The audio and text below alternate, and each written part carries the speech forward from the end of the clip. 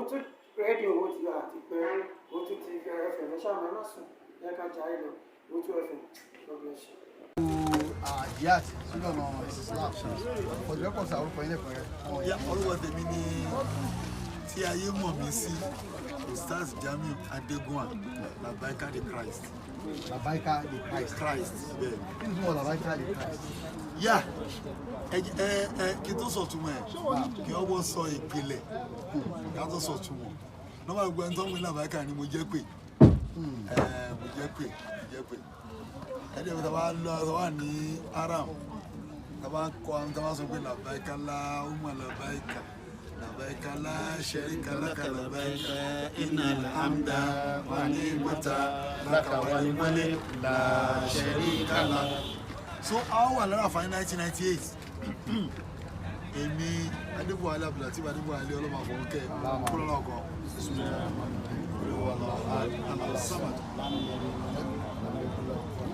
now àwọn àlàpà ìgàràfà tán àwọn àjòkó ní tent kan tó wá gbé wa báyìí kí zura tí a sùn ìtàn anígbàlú wa ní Jamiu tábà wà ní wàásì tí bá ní Jamiu wà ní náà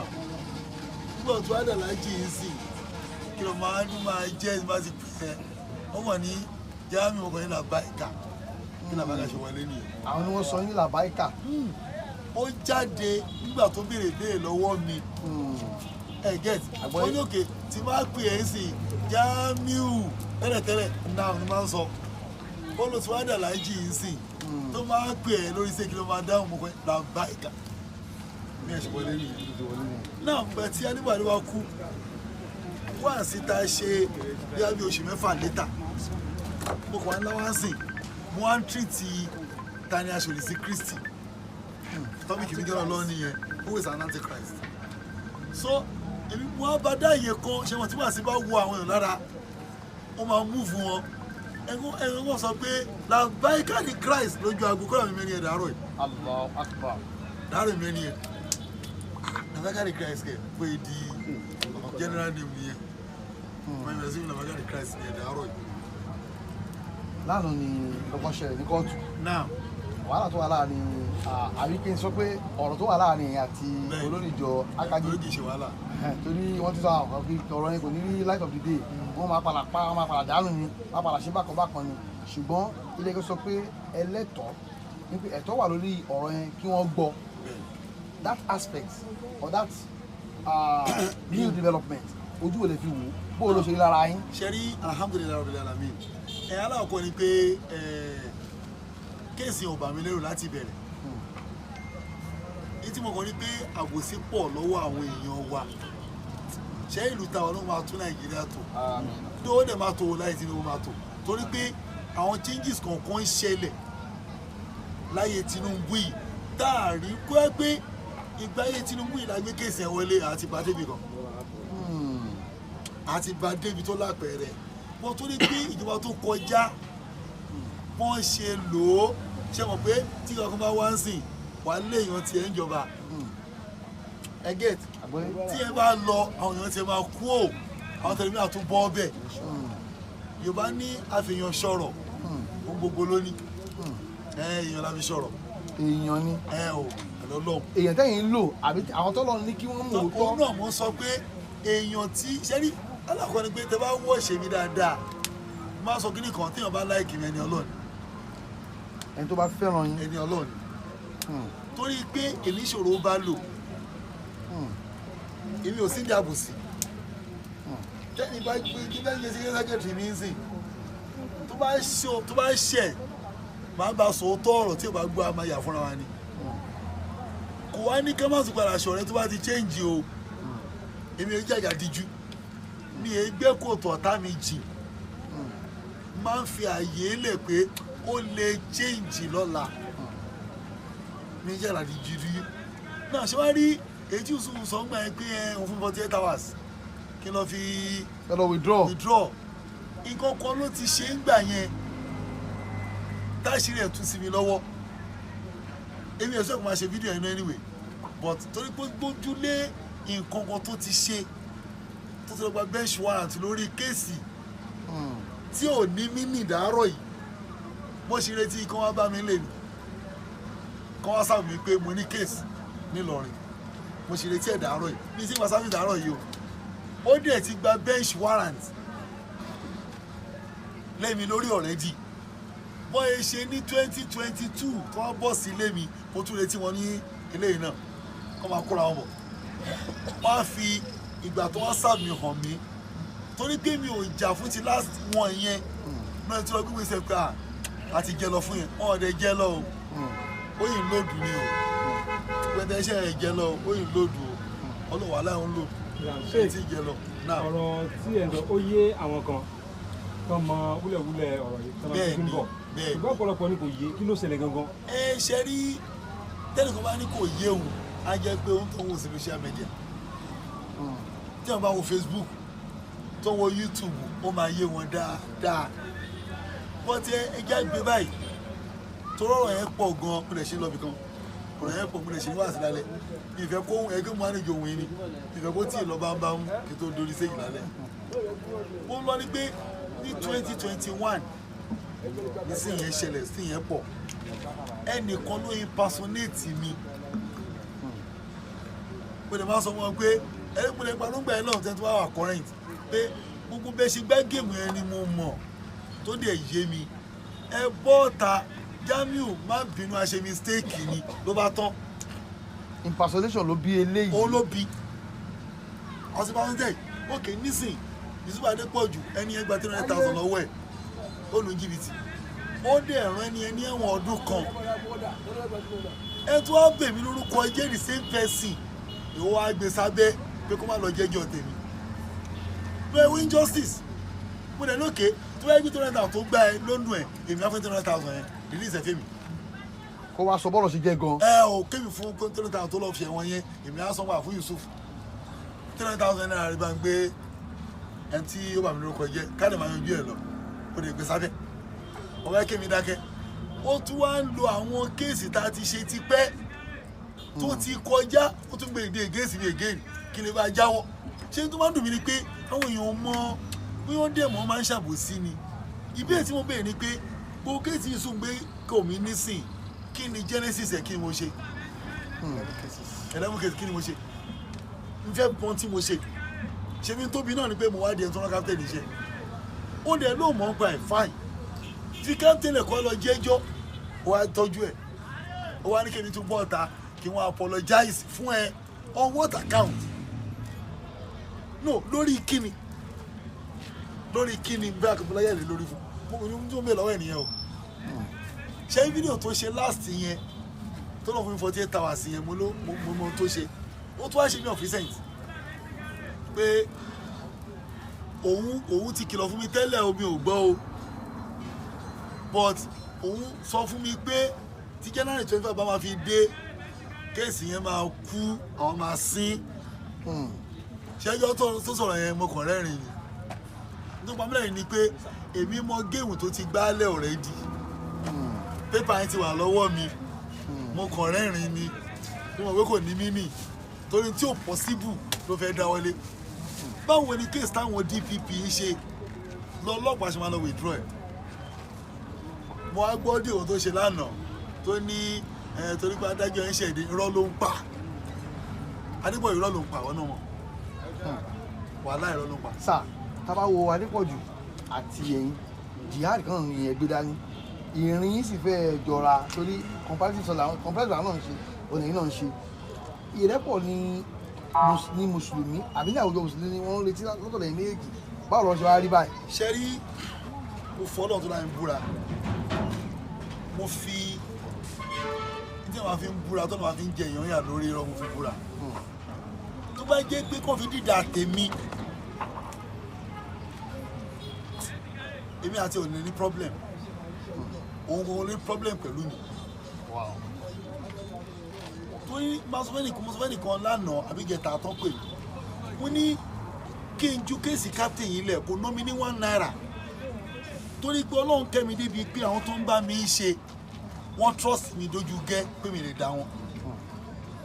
so bá ní chairman kéèsì ẹja filẹ̀ kò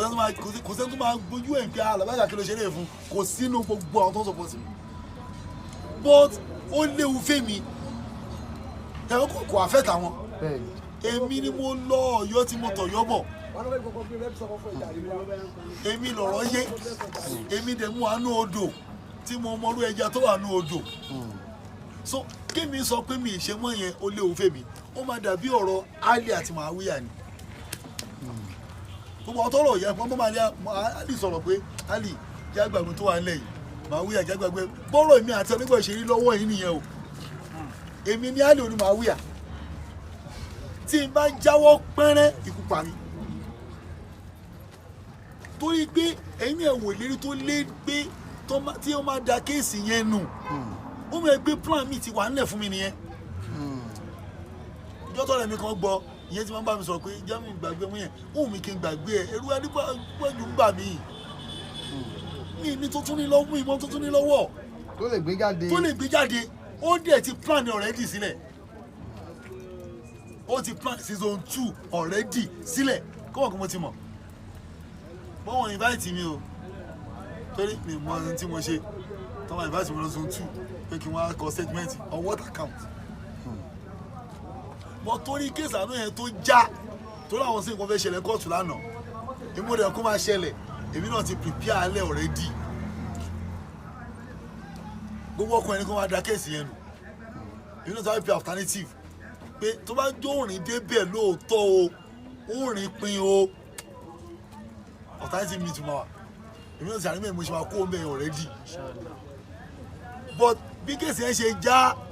àwọn tán lọ́wọ́ àwọn kan pé ẹwọ ẹjẹ́ máa lọ ẹ má jà kó ẹjẹ́ máa lọ jàre làwọn yẹn ṣe já pa kó o mbẹ̀. now ṣé wàá rí ibi tí wọ́n á lọ ni pé kéèsì tó gbé mi lọ ní 2019 yẹn mo ń sọ fún adájọ́ yẹn pé bàbá mo ló ń tì mí lójú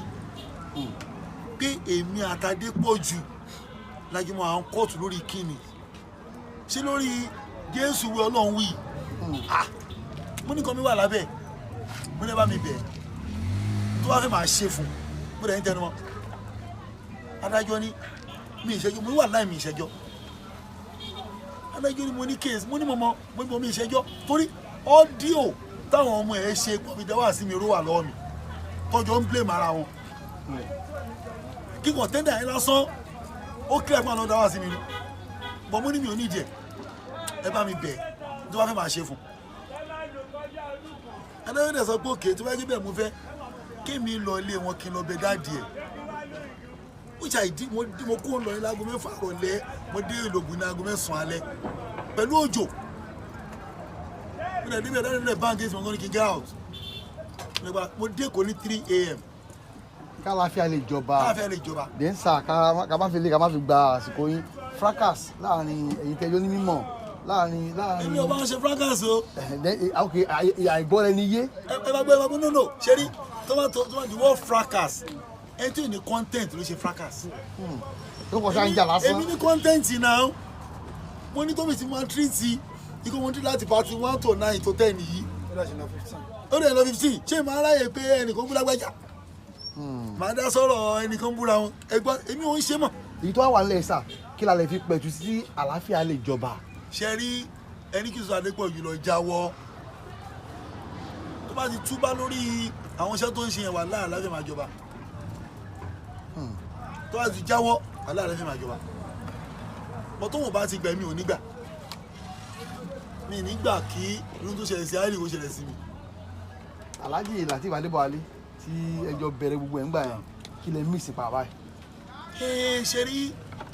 ayé Adébọ̀wálé dáa gan due to the fact that ayé ò tí ì dàrú tó báyìí.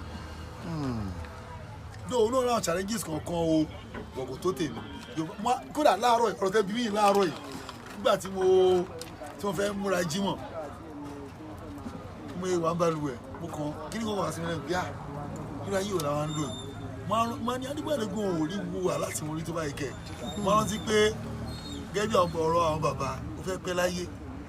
olójú ò ní rí bí ìkọ́ ló máa fọwọ́ mú Adébọ̀wálé ò pàdé mẹ́ta Adébọ̀wálé lò náà gbogbo iṣẹ́ ìránṣẹ́ yẹn adé pé ọjọ́ ọdún mẹ́ta péré ni èmi dẹ̀ ti lọ 26 years ọ̀ní yìí báwo mi ṣe ní bọ́ọ̀lù ojú mo ṣe rí ìtọ́fọ̀ ni pé púpọ̀ tó ń jọ́ ta mi àtàyọ̀ ń ṣiṣẹ́ irú iṣẹ́ fún wa tó ń jẹ́ ọ̀tá mi jù àtàyìn comparative line ni into one dùn wọ́n ní òye mi and I tried as much as possible pé ẹ̀yin tẹ́ ẹ̀ rí ṣe mọ́ ẹ jẹ́ kí n assist yín. àwọn tí wọn ò rí ṣe mọ́. wàláì I tried it but torí tó wà lẹ́nu oníkálukú sí mi ni ò jẹ́ kó ń rí ṣe tó mú ogún ṣe máa jẹ́ mi nìkan níbi ok ìkòdù láwà yìí sìn gbogbo mu ṣe nǹkan kan anywhere ẹgbẹ́ silent kò dẹ̀ rí bẹ́ẹ̀ tẹ́lẹ̀ kò dẹ̀ rí bẹ́ẹ̀ tẹ́lẹ̀ kò rí bẹ́ẹ̀ tẹ́lẹ̀ náà. kí ló wá silent àwọn tọ̀hún. owó ni owó ṣẹ́ríṣẹ́ dáwà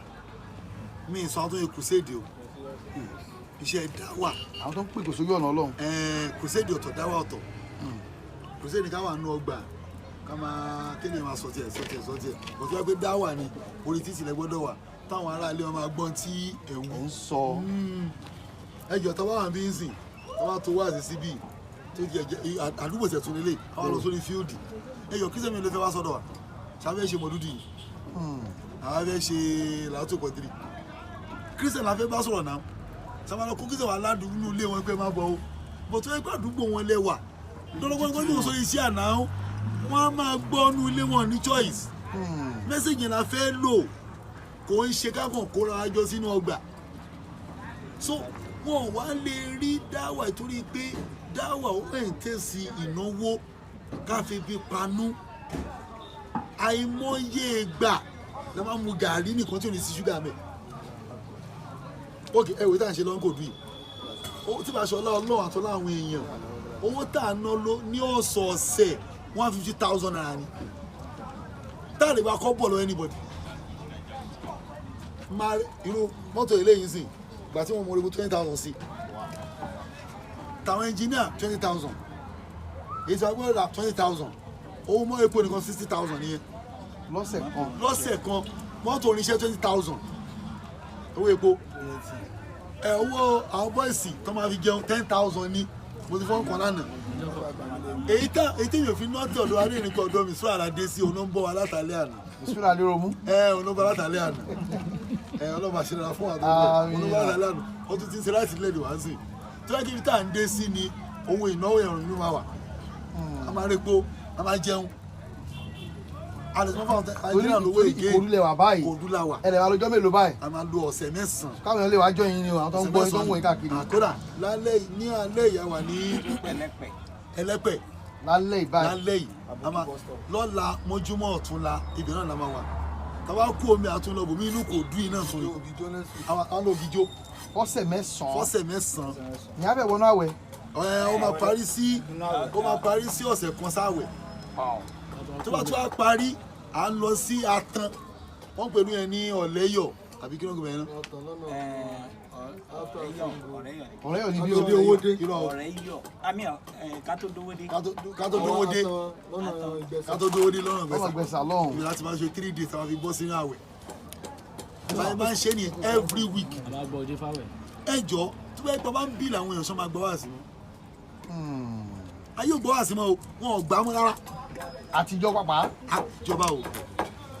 wọn ò fẹ́ náwó jáde mọ́ wọn fẹ́ máa gbowó ni ìjọba ìsọ́nà ẹni pé òkè wá ṣe wá sí fún ẹ̀rọ ilé ìtàwé lọ ṣe látọ̀ ẹ̀ ń sìn ọ̀rẹ́ mi tó wà ní UK ló ní wọ́n fẹ́ kí n ṣe jẹ́ lára mọ́mí o mọ́mí ẹ̀ wòlíì ni wọ́n dẹ̀ jẹ́ muslim ẹ̀wẹ̀rẹ̀ jẹ́ muslim mọ́mí ẹ̀ láfẹ́ torí ẹ̀ gbé wá sí yẹn lọ ọbẹ̀. táwọn jẹ́ kristẹni. pọ́nbélé wòlíì kódà mo miss ọjọ́ tí mo lọ express ìfìtàfẹ́ lò mo ní màmá Ustaz, comparator par excellence ni no doubt yeah but ẹ máa ń lo Bible and Quran láti fi pa àwọn èèyàn sẹ́sìn public belief n táwọn èèyàn believe ni pé ẹ máa hate Christian. Okay. So kí ni perception yín lórí Christian. ẹ ṣeun. not Christianity but Christian. èmi èèyàn ló jẹ́ Christian. ṣe rí àwọn máa ń ṣì mí gbọ́ gan-an dó àgùnyàn kan wọ́n gbọ́ mi yé o mọ́tò tó gbé mi kúrò ní kóòtù lánàá bàbá wòlíì lónìí Christian kan bẹ́lẹ̀ wòlíì ìjọ tó ní church lónìí mọ́tò mi gbé mi kóòtù bullet proof ni mọ́tò yẹn kódà ọlọ́pàá 3 ló fún mi tìbọ́n tó gbé mi kúrò mẹ́lá náà kódà ó máa ń gbà mí ó máa ń gba Ramadan lecture every year wòlíì kí ni kẹ́mi sọ mẹ́ ṣé máa kó ti Kùránì nìkan ni comparison máa ṣe olúwa gbàgbé dání báyìí ni ó máa gbàgbé dání báyìí ni tó o máa ṣí ṣe náà tó ọ̀ fún òótọ́ ọ̀rọ̀ ló máa ní àjámì ìtakùn rírọ́ o àwọn kan gbọ́ mi yé pé mo fẹ́ researcher ni kò takò wá owó ẹ̀ láì tí wọn lórí ẹlòmíwà tí ò ní gbọ́ o. Owutu FM Owutu FM ó bẹ ní Kòròdú lágíríkì Owutu FM bàbá màmá ẹ̀gbọ́n pẹ̀lú àbúrò Owutu FM ní kẹ́ máa gbọ́ Owutu TV ní kẹ́ máa wò Owutu.